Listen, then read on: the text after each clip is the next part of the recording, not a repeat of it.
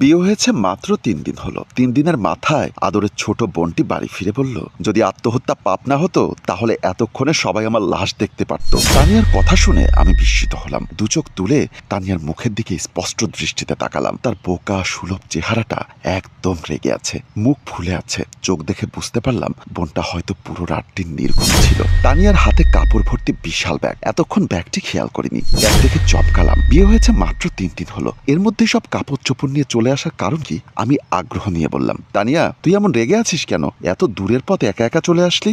হ্যাঁ, একাই চলে এসেছি। শুধু যে এসেছি তা নয়, একেবারেই চলে এসেছি। ওই বাড়িতে আমি আর কখনোই যাব না। তানিয়া মুখ দিয়ে একবার যা বলে তাই করে। যে কোনো সিদ্ধান্ত হঠাৎ করেই নিয়ে নেয় এমনটাও নয়, ভেবে চিন্তে সিদ্ধান্ত নেবে। যেটা নিবে সেটাই ফাইনাল। মাথা নিচু করে বললাম, ঠিক আছে, যেতে হবে না, আগে তুই শান্ত হ। তানিয়া করুণ গলায় বলল, ভাইয়া তুমিই বলো কিভাবে শান্ত হব? তুমি কি জানো গতকাল রাতটা আমার কিভাবে কেটেছে?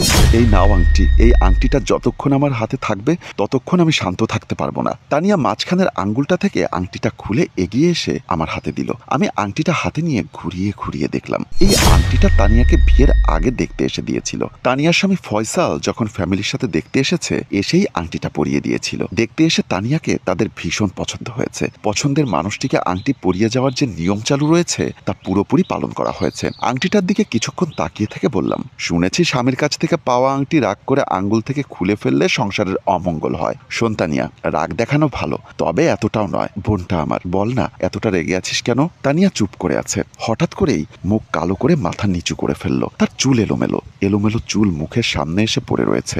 বললাম, আরে আরে তোকে পাগলের মতো দেখাচ্ছে, চুলগুলো ঠিক কর। তানিয়া ঘাড় সোজা করে আমার চোখে চোখ রাখলো। তার চোখ বেয়ে পানি পড়ছে। চোখে পানি দেখে বিস্ময় নিয়ে তাকালাম। বোনটাকে আগে কখনোই কাঁদতে দেখিনি। যেদিন বিয়ে হলো সেদিনও 1 মিনিটের জন্য কাঁদেনি। আমার এত রাগী বোনটা চোখে পানি ফেলছে কেন? তানিয়ার গলায় কালো দাগ দেখে আশ্চর্য হলাম। একটু এগিয়ে এসে গভীর আগ্রহ নিয়ে তাকিয়ে দেখি গলার কাছের কালো দাগটা স্পষ্ট বোঝা যাচ্ছে।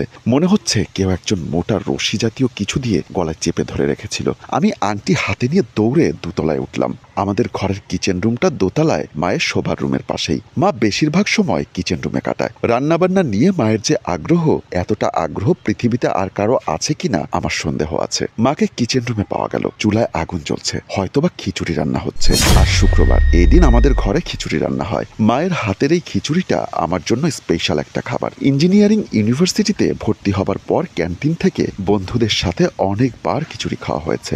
মায়ের তৈরি করার খিচুড়ির যে স্বাদ, এটা কোথাও পাইনি। সন্তানদের অস্থিরতা সবার আগে যে মানুষটা টের পায় সে হলো মা। আমাকে দেখেই আমার মনের ভেতরের অস্থিরতা মা বুঝতে পারলো। আতঙ্কিত গলায় বলল, কি হয়েছে রাকিব? তোকে এতটা অস্থির দেখাচ্ছে কেন? আমি যতটুকু সম্ভব সহজ গলায় বলার চেষ্টা করলাম, মা বুঝতে পারছি না ছোট বোনটার কি হয়েছে। একা একাই স্বামীর বাড়ি থেকে রাগ করে চলে এসেছে। হাতে বিশাল ব্যাগ দেখে মনে হচ্ছে সব কাপড় চোপড় নিয়ে একেবারে চলে এসেছে। বলছিস কি তুই এসব? মা যেন বিশ্বাসই করতে পারছে না, অবিশ্বাসী গলায় বলল, এত দূরের পথ একা একা চলে আসার সাহস কিভাবে হলো ওর?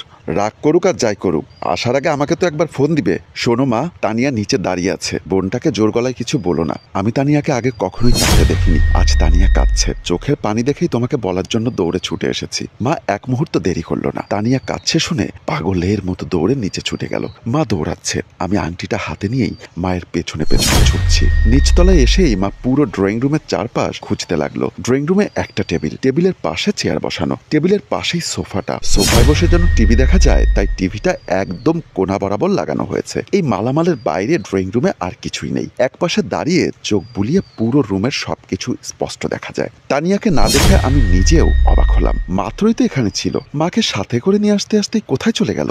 নিচতলার ড্রয়িং রুমটা ছাড়াও আরো 3টে রুম রয়েছে। মেহমান আসলে ওই রুমের তালা খোলা হয়, এছাড়া সবসময় বন্ধ থাকে, এখনো বন্ধ। ড্রয়িং রুমের পাশেই একটা ওয়াশরুম। ওয়াশরুমের দরজাটা দেখেই বোঝা যাচ্ছে ভেতর থেকে লাগানো। মা সোফায় বসলো, আমিও বসলাম মায়ের পাশে। মায়ের মাথায় হাজারো প্রশ্ন ঘুরপাক খাচ্ছে। তানিয়া ওয়াশরুম থেকে বের হলেই জানতে চাইবে এসব প্রশ্নের উত্তর। আমি আবার দোতলায় গেলাম। কিচেন রুমের চুলা বন্ধ করলাম। খিচুড়ি পুরোপুরি হয়নি। তানিয়ার সাথে কথা শেষ হলে আবারও চুলা জ্বালানো শুরু হবে। বন্ধ করে নিচে এসেই মায়ের পাশে বসলাম। প্রায় 1 ঘন্টার মতো হয়ে গেছে। তানিয়া এখনো ওয়াশরুম থেকে বের হচ্ছে না। গোসল করলে ভিতর থেকে পানি পানি পড়ার শব্দ হতো, কিন্তু শব্দ আসছে না দেখে মা উঠে গিয়ে দরজা ধাক্কা দিতেই দরজা খুলে গেল। ওয়াশরুমের দরজাটা এমনিতেই চাপানো ছিল, ভেতরে কেউ নেই। তানিয়াকে না দেখে মা হতাশ চোখে আমার দিকে তাকালো। আমি বললাম, তানিয়া তাহলে কোথায় গিয়েছে? তাহলে কি আমরা উপর থেকে আসতে আসতেই ও ঘর থেকে বের হয়ে গেছে? মাকে সাথে নিয়ে দারোয়ানের কাছে গেলাম। আমাদের বাড়ির গেট সবসময় বন্ধ থাকে।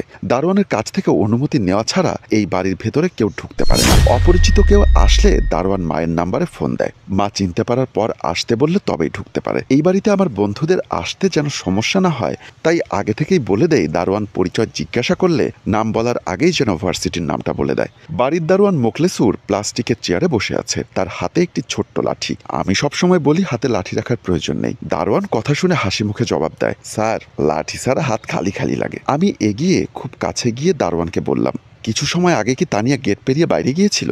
আমার কথা শুনে দারোয়ান সাথে সাথে বলল, না তো স্যার, আজকে তো কেউ বাড়ির থেকে বাইরে হয় নাই। তানিয়া আপা কখন আইলো? আপারে তো আসতেও দেখি নাই। কথা শুনে মেজাজটাই খারাপ হয়ে গেল। আমি রাগান্বিত গলায় বললাম, থাকেন কোথায় আপনি? শুনি তো থাকেন কোথায়? তানিয়া বাড়িতে ঢুকেছে 1 ঘন্টার মতো হবে, ওই সময় আপনি কোথায় ছিলেন? দারোয়ান করুণ গলায় বলল, বিশ্বাস করেন স্যার, আমি কোনো হানে যাই নাই, সকাল থেকেই গেটে বসে আছি। মা আমার দিকে বিভ্রান্ত দৃষ্টিতে তাকালো। মায়ের ফোন বেজে উঠল। তানিয়ার স্বামী ফয়সাল ফোন দিয়েছে। ফোনটা রিসিভ করতে ফয়সাল বলল, আপনার নাম্বারে 1 ঘন্টা ধরে ট্রাই করছি, ফোন ঢুকছে না। রাকিবের নাম্বারে ফোন দিয়েই যাচ্ছি, রাকিবও তো ফোন ধরছে না। আপনারা তাড়াতাড়ি আসুন, তানিয়া ফাঁসি দিয়ে আত্মহত্যা করেছে। 1 ঘন্টা হয়ে যাবে তানিয়ার লাশ পাখায় টানানো রডের সাথে ঝুলছে। কথাগুলো কানের ভেতর দিয়ে ঢুকতেই শরীরের সবগুলো পশম দাঁড়িয়ে গেল। আমি চিৎকার দিয়ে মাটিতে বসে পড়লাম। তানিয়া তাহলে এখানে আসেনি? আমি কি তাহলে সবকিছু মিথ্যার মায়াজালে মাখানো ভুল দেখেছি?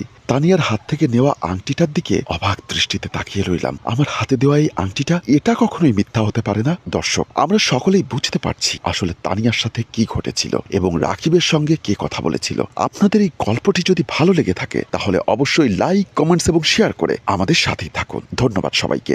গল্পটি ভাবনা ও পরিচালনায় রেজাউল কবির চৌধুরী ও প্রযোজনায় FA নয়ন চৌধুরী।